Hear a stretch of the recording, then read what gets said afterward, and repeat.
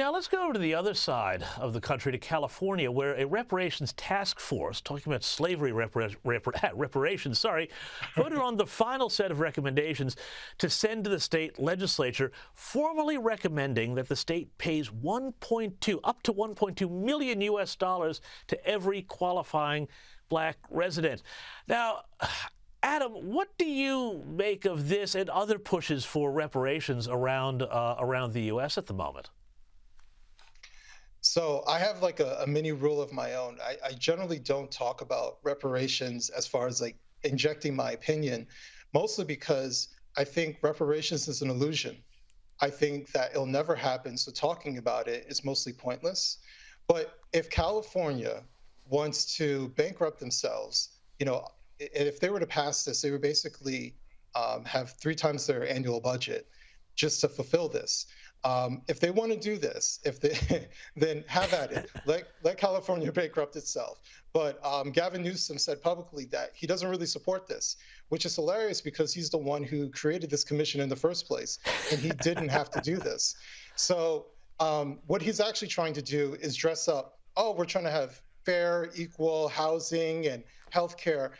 But that's his job. His job is to make sure that this exists. And he's trying to dress up what he's supposed to be doing, what any governor would do, as being part of reparations to get some sort of chip for it.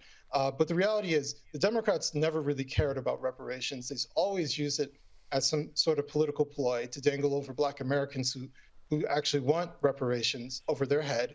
And Gavin Newsom, unless he changes his mind, because of some sort of political pressure, I doubt it. But it just proves my point that they were never serious about this in the first place. Adam Coleman, I am absolutely shocked at your cynicism. The idea that Democrats and progressives could be hypocrites using minority groups for their own political gains. I don't know. I'm going to need to lie down to process this. Thank you so much for your time, and we'll see you next time here on the U.S. Report. Now, we've still got a lot of fun to come, including an Only in America You Can't Miss. But before we go to the break, let's enjoy the childhood reminiscences of one Kamala Harris.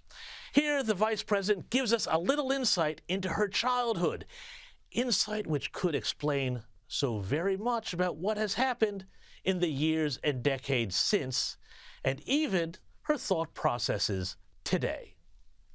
Everything is in context. My mother she would give us a hard time sometimes, and she would say to us, "I don't know what's wrong with you young people. You think you just fell out of a coconut tree?" You exist in the context of all in which you live and what came before you. That explains it. She was dropped out of a coconut tree. And here I thought she was just stoned to the bejesus bell.